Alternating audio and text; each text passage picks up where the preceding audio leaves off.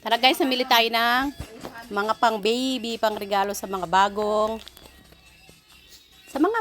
anak. Maraming buntis sa amin. Sandali lang, hanap tayo. Hi! Bili-bili tayo. O kaya isang set. Kaya, alam mo, meron silang maganda. Kaya. Meron ako nabili ditong terno. Maganda din. Dep, kaya daw. Ibang yawa. Ganito maganda rin, no? Ayaw mo ng ganito. Sa sapatos. Meron yung magaganda dito. Maliliit na sapatos. Chuchu ha.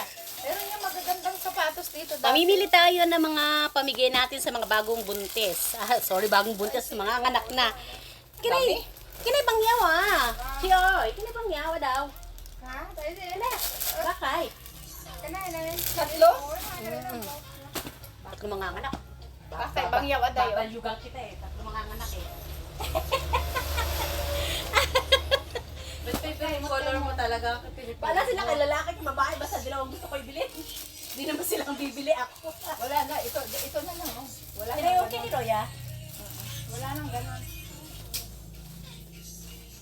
Wala na. No, I think this one is okay without this pillow. Okay. Oh, yan. Pwede na yan. And Bigay naman niya. Akin, hinaan mo nga. Ay, sorry. Nagbibideo ako. Sorry naman. Ito na. Patay no, na. no. Kinay. Tatlong kulay. Gusto ko dilaw, basta dilaw lang Wow, binibigay ko puro sa kanila. kulay yellow. Siyempre. Yellow, ate. Ano bibili mo, ate? Ano Pamimigay ko sa mga buntes. Mga anak na, sorry Ninang. Mga anak na. Marami ba? Tatlong set. Basta yellow. Hindi naman ikaw ang gagamit. Bakit Bakay. yellow hinahanap mo? Baka maubang. Hindi po siya yung gagamit ng gaano, pero gusto niya pa rin talaga Tatlo bang? yellow. Kasi Hindi, favorite hindi, oh. color niya, yung yellow. Kinay, also ba kaya? Kaknyaw.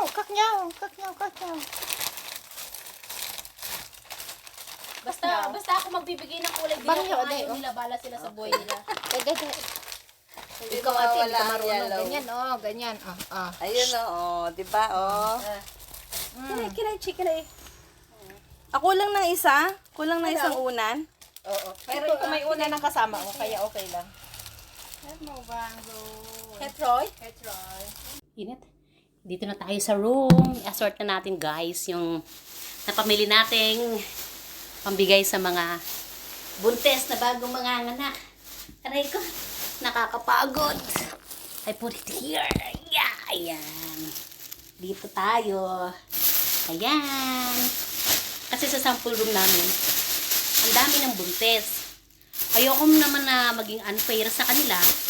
Kaya, ang ginagawa ko, binibigyan ko silang lahat. Eh, nagkataon ngayon na may 3 buntis manganganak na next month. Eh, next month wala ako. Nasa tour din ako.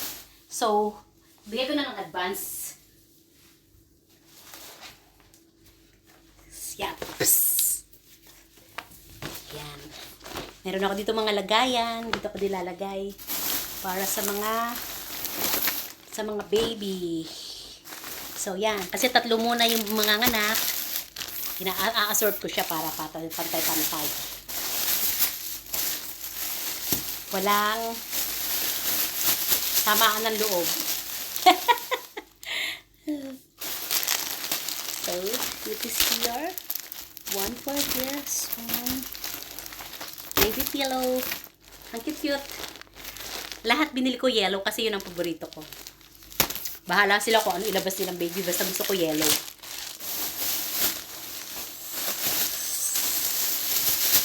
Oh. Ayan. Tag-iisa sila ng pillow. 1, 2, 3. Tag-iisang pillow. Ayan. Ayan. Tag-iisang pillow yung mga baby. Tapos meron din silang ito, higaan ng baby. 3 din to eh. Ayan, 3 din to. Look nice. Dito, 3. Ayan, tag-iisa sila. Walang lamangan.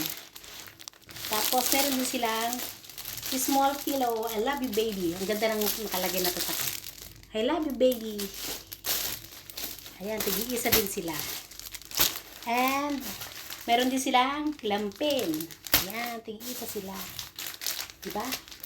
Pantay-pantay ang lola nyo magano eh, pagbigay. At saka meron din sila mga bib. Yan. Tigi-isa sila. Diba? Ang cute.